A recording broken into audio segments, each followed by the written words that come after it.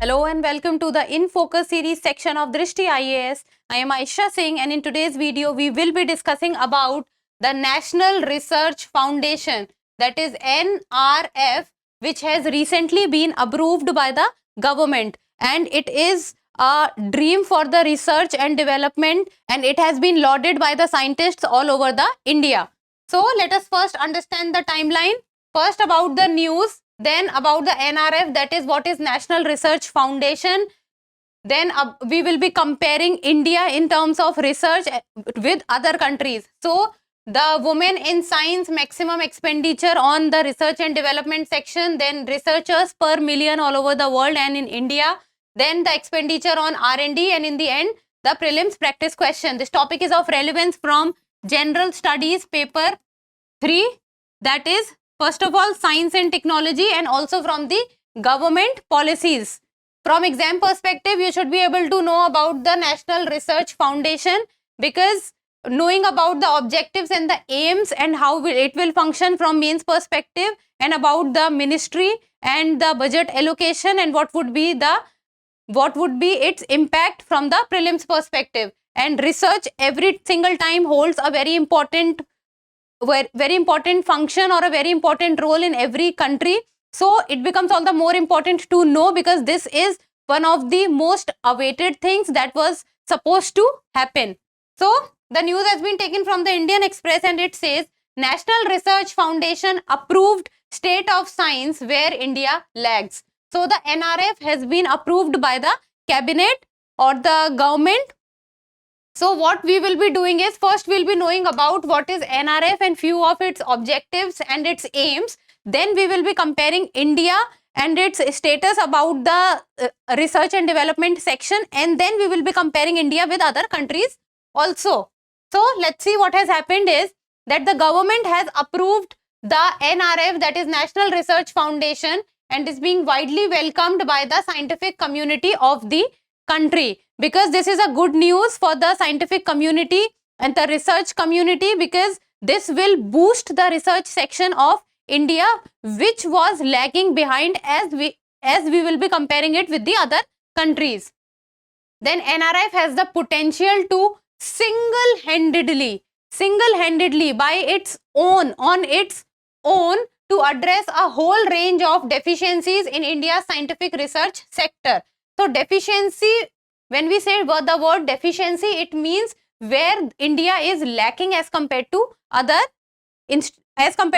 countries. And in India also we have the Indian Institute of Science Bangalore, which is performing really well over so many years, and is a part of whenever the rankings of the top 250 or 500 universities comes. But we also need to have other things also which can contribute towards the R&D of India.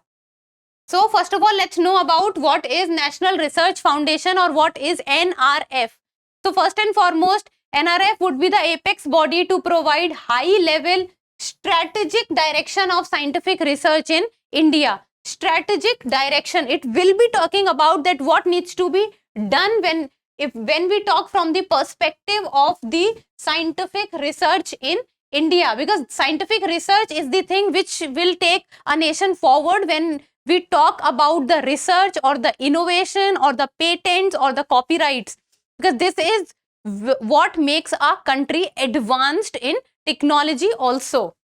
And NRF would be working as per the recommendation of the National Education Policy, that is NEP, and the total estimated cost would be rupees 50,000 crores, and the time period would be 5 years from the 2023 to 2028. These are important points that you should know. Time period, that is 5 years. What around the amount sanctioned would be around 50,000 crores.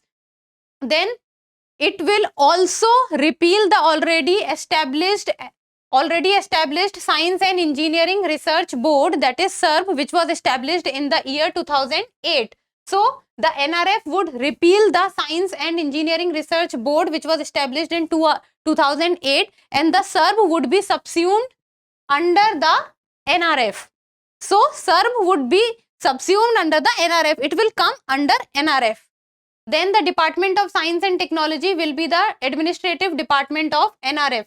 So the department which will be controlling the NRF would be the Department of Science and Technology. And this department will be governed by the governing board, and the governing board, the chairman of the governing board would be the Prime Minister of India. So there would be a board which would be seeing into the working, and the board, the chairman of the board would be the Prime Minister of India, and the vice presidents of the board would be Union Minister for Science and Technology and Union Minister of Education. So first there would be a head of the board, that is the president of the board, that would be Prime Minister. Second, there would be vice presidents. So the vice presidents would be Union Minister of Science and Technology and Union Minister of Education. This is very important point from exam perspective. You should be able to know that the governing board, who would be heading the governing board, and if the Prime Minister of a country is heading the governing board, that governing board becomes all the more important in itself.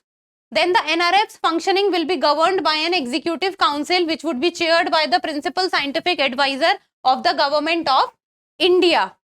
So these are few of the factual things, but an important one too. And in the coming slides also we would be looking into the facts, but these facts would be important even from your mains answer writing and essay, because these are stated facts and these are credible facts which is given by the government. Then objectives of the NRF. So first and foremost is to ensure that scientific research was conducted and funded equitably, and greater participation from the private sector was forthcoming.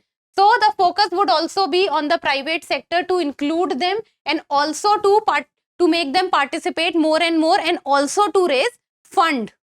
Then focus on creating a policy framework and putting in place regulatory processes. Policy framework is important so that a structure would be formed and we would be knowing that how the things would move forward. Then the aim would be to involve colleges and universities in the scientific research, because if the colleges and universities would become a part of scientific research, then at a very younger age we would be able to find the future researchers of our country, so that we can find them and can work in there in making them reach the destination, and in also making them help in moving the country forward in the research and development, and also in the scientific involvement. Then now let's talk about and also compare India's research and development sector with other countries.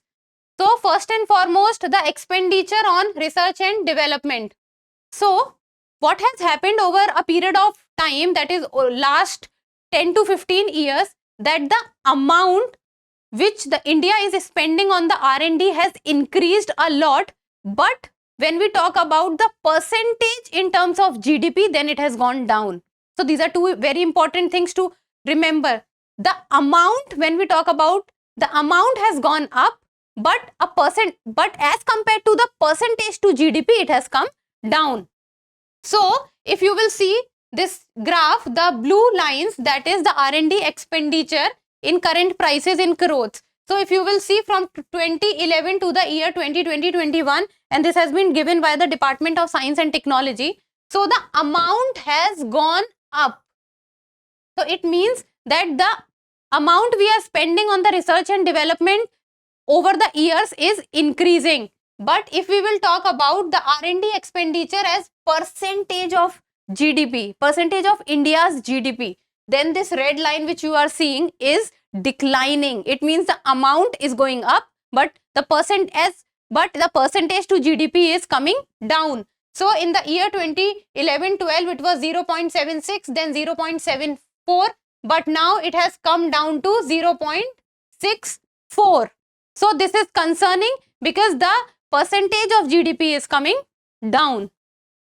Now let's talk about the top 10 countries with maximum expenditure on R&D as percentage of GDP. So the countries which are spending the maximum when it comes to the percentage to GDP. So first and foremost is the Israel. So Israel, even though is a very small country, but they are spending a lot on their innovation, scientific sector, science and technology, research and development, and they are considered to be a very educated and a very innovative country. So Israel stands at the first position, and they are spending a huge amount, a huge percentage of GDP, that is 5.35%. Second stands Korea, that is 4.8%. Third is Sweden, that is 3.49%. While if we talk about India in percentage in terms of GDP, then India is very low. It is not even 1%. So India is 0.64%, and India is lagging behind majority of the nations. Now let's talk about the participation of women in science and technology or research and development. So when we talk about women in science, we are taking data from the year 2021. So in total staff in R&D institution, that is more than 5 lakh. So that is around 5,54,000. So if we will talk about the total staff in research and development institutions, so that is 3.6 lakh. But if we will break this 3.6 lakh on gender basis, then from 3.6 lakh people, 2,94,000 people are male, while on the other hand, females are only 67,000. So the large chunk or the majority of the chunk of the people who are working in the research and development institutions are male, while the women does not even comprise of 25%. Now let's talk about the doctorates awarded in science and engineering in the year 2020 and 21. So in total, the doctorates degrees has been awarded are 14,983, and out of 14,983, the doctorates awarded in science is 6,200, while in engineering is 5,100. But if we will see the situation of other sectors, then it is very low. So medicine is 1,700, agriculture is 1,700, and veterinary science is only 200. So the participation of female in the staff in research and development institutions is very low. Now let's talk about the doctorates produced in the year 2018. So if we will look at the countries, then it is all doctorates in science and engineering doctorates. So science and engineering doctorates, the numbers are also going down. So in India, all doctorates is around 40,000, but the science and engineering doctorates is 24,000. And if we talk about US, so US has a very large number of doctorates being offered. And if we talk about the percentage of science and engineering doctorates, then we will see that the graph is declining. It means that the number of science and engineering doctorates are declining, are on a decrease. So earlier it was 71.40%, and now it has come down to 56.47%. It means it is coming down. Now let's talk about the researchers per million population. Per million population means how many researchers are coming on 1 million. That is 1 million is around 10 lakh. So how many people out of 1 million are going for research? Then the highest number is again Israel. So Israel, out of 1 million, there are 8,342 researchers. Second is Singapore, 7,200. Third is Japan, 5,400. And if we talk about India, then the number of researchers per million is very low. Even though India is the most populous country of the world now, but the number of researchers, when we talk about per million basis, then it is very low. Because in India, the number of researchers per million is only 262. That is, out of 1 million, only 262 researchers India is producing. Now let's talk about the expenditure on research and development from India's perspective. Then it has been said that India needs to allocate at least 2% of the national GDP on R&D. It is said that we need to do it 2%, but what is the current number? That is 0.64%. Then expenditure on research as a proportion of GDP has gone down from 0.8% at the start to 0.65% now. So it is declining percentage of GDP. Then spending on research has improved. I've told you in the starting only that the amount is going up, but the percentage of GDP is coming down. Now 37 countries spent more than 1% of their GDP on R&D. But India does not consist of these 37 countries because we have only 0.64%. Now let's talk about India's total expenditure on R&D in purchasing power parity in terms of 2018 was 68 billion US dollar, which was 6th highest in the world. And India spent only 42 US dollar in PPP terms per researcher in 2020. So per researcher, how much are we spending? We are spending 42 US dollars per researcher. That means on one researcher, we are spending this much of money. Then women comprise only 18% of total scientific researchers in India, while globally the number is 33%. So global standards, India is performing below global standards because the global standard says that around 33% are working in the scientific sector or the scientific research, while in India the numbers are only 18%. And in the year 2021, a total of 61,000 patents were filed in India, making it the 6th largest in the world. So when we talk about the number of patents being filed per country, then India stands at the 6th position. Can you people guess that which country is at the topmost position? So the first position when we talk about the filing of the patents all over the globe, then that is China. So the country standing on the first position, and the numbers are huge. The numbers are in lakhs, and that is not even only 2 or 3 lakhs. It is more than 5 lakhs the patents that China per year is filing, while India is the 6th largest. Now in the end, a prelims MCQ, and you people need to tell me the answer in the comment section. And the question says, consider the following.